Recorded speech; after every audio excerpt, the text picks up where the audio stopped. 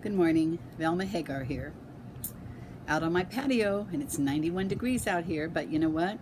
I love it anyway. I come out every single morning, even in the summer. I have my fans and I have an air conditioner over here that I can turn on if I need to, but in the meantime, you know what? It's all right.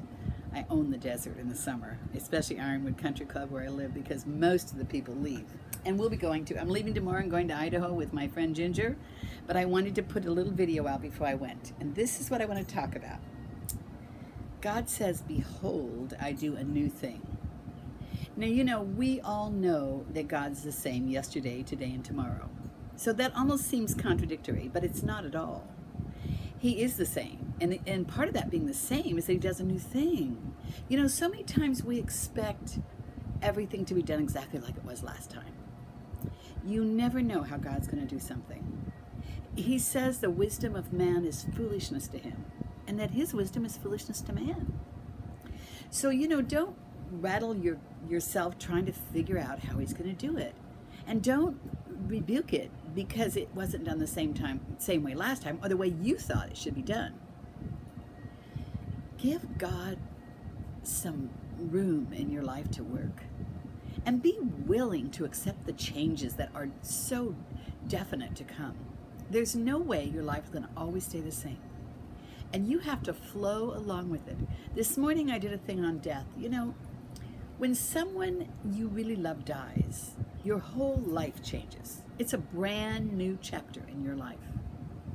And you have to let that chapter flow.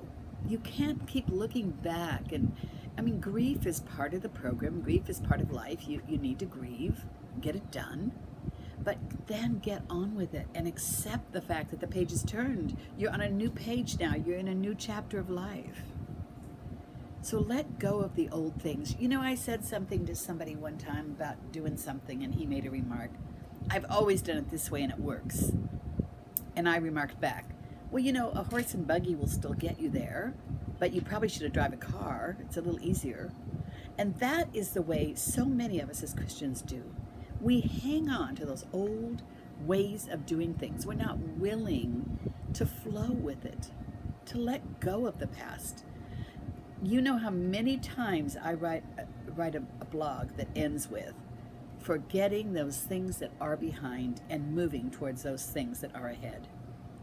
I probably use that scripture as much as I use any other scripture when I'm writing a blog. And I want to just confirm that in your heart. Forget what is behind. Move on to the things that are ahead.